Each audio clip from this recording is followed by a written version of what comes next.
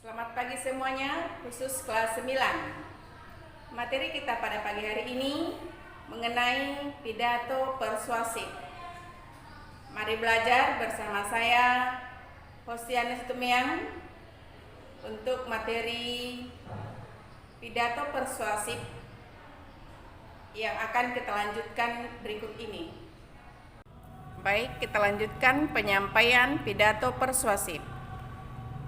Pidato persuasif dapat diartikan sebagai pidato yang bersifat mengajak atau membujuk pendengar untuk melakukan hal yang disampaikan pada pemirsa, pendengar, atau khalayak ramai.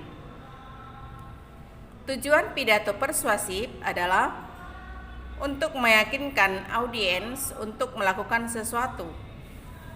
Pidato persuasif merupakan cara yang efektif untuk mengubah audiens dan agar pidato persuasif itu berhasil. Namun, dengan persiapan dan latihan, kamu harus dapat berpidato dengan baik. Pidato persuasif merupakan bagian dari eksposisi. Eksposisi digunakan untuk meyakinkan pembaca atau pendengar dengan menyajikan argumen dari satu sudut pandang. Ada 3 tipe perbedaan eksposisi. Yang pertama, eksposisi yang terdapat dalam mengubah sifat atau sikap orang dalam suatu hal.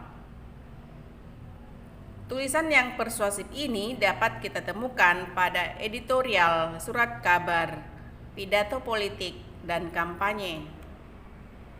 2. Eksposisi yang dapat dimanfaatkan untuk mempromosikan dan menjual barang atau jasa. Misalnya, menggunakan bahasa persuasif pada iklan, poster, slogan yang dapat memikat. 3. Eksposisi yang dapat digunakan untuk membela suatu kasus. Eksposisi persuasif memiliki suatu sudut pandang yang didukung oleh argumen logis dan bukti. Pidato persuasif merupakan seni mengungkapkan pendapat secara jelas dan logis.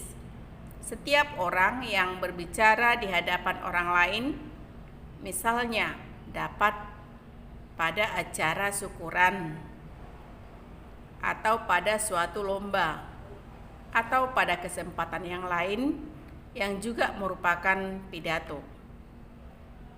Cara memersuasi pidato ada 3 hal. Pertama, etika. Etika ini digunakan sebagai pendekatan. Yang kedua, emosi. Emosi ini digunakan sebagai menggugah perasaan audiens atau khalayak ramai. Ketiga, logika. Ini dibuat agar apa yang disampaikan itu bisa masuk akal. Bagian-bagian pidato. Pada pidato ada 3 bagian. Yang pertama, bagian pendahuluan. Pada bagian pendahuluan terdiri atas ucapan syukur, salam pembuka, dan tujuan pidato. Yang kedua, bagian isi. Bagian isi menjelaskan permasalahan atau materi yang diungkapkan dalam pidato tersebut. Ketiga, bagian penutup.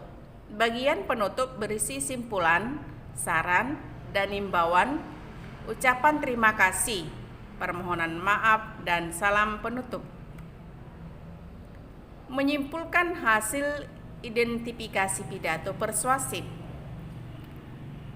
Dalam hal ini, pembukaan pidato itu memiliki pembukaan yang kuat.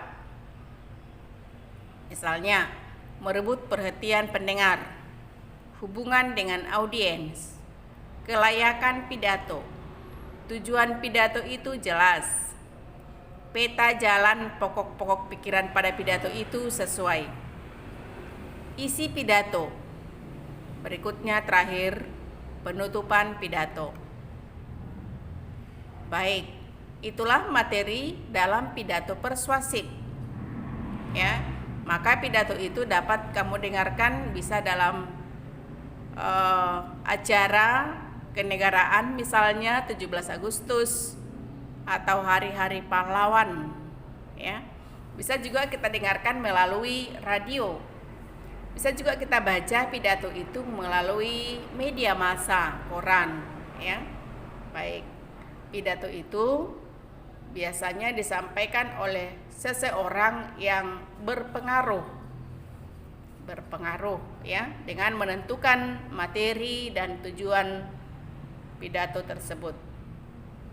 Nah, itulah mengenai materi pidato persuasif. Berikutnya, tugas dari materi pidato. Tugas dari materi pidato ini ada 2. Yang pertama, dengarkanlah pidato dari radio atau televisi atau sumber lain, bisa kamu baca misalnya dari media massa, koran. 2, sesudah kamu mendengarkan pidato tersebut, isilah format berikut di kertas HPS. Bisa juga double folio, ya. Di kertas HPS, bisa juga double folio, atau bisa juga di bukumu bagian tengah kertasmu. Yang kamu tuliskan adalah tema pidato, ya. Apa tema pidato yang disampaikan itu? Yang berikut, siapa pembicara dalam pidato itu, atau siapa yang menyampaikan pidato itu? Kamu tulislah namanya. Kemudian kapan tayangan atau siaran seseorang itu berpidato? Kamu isi tanggal, bulan, tahun, waktunya, pukul berapa. Kemudian bentuk sapaan yang digunakan. Sapaan yang digunakan dalam pembukaan tadi, sapaan apa yang digunakan, ya.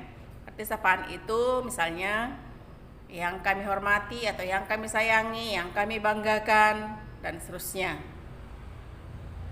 Kemudian bentuk salam yang digunakan. Yang terakhir, rangkuman isi pidato, ya. Rangkuman isi pidato kamu tulis dan kamu kumpulkan itu di classroom, kolom tugas. Kumpulkan minggu depan, ya. Nah, itu mengenai materi pidato persuasif. Baik anakku, tetaplah di rumah, jaga kesehatan, belajar dengan baik, ya. Demikianlah materi pidato. Selamat pagi. Baik, itulah tadi materi yang sudah kita pelajari tentang pidato persuasif. Tetap di rumah, jaga kesehatan, belajarlah dengan baik, dan kamu akan menyelesaikan tugas yang akan Ibu berikan. Sekian dan terima kasih. Selamat pagi.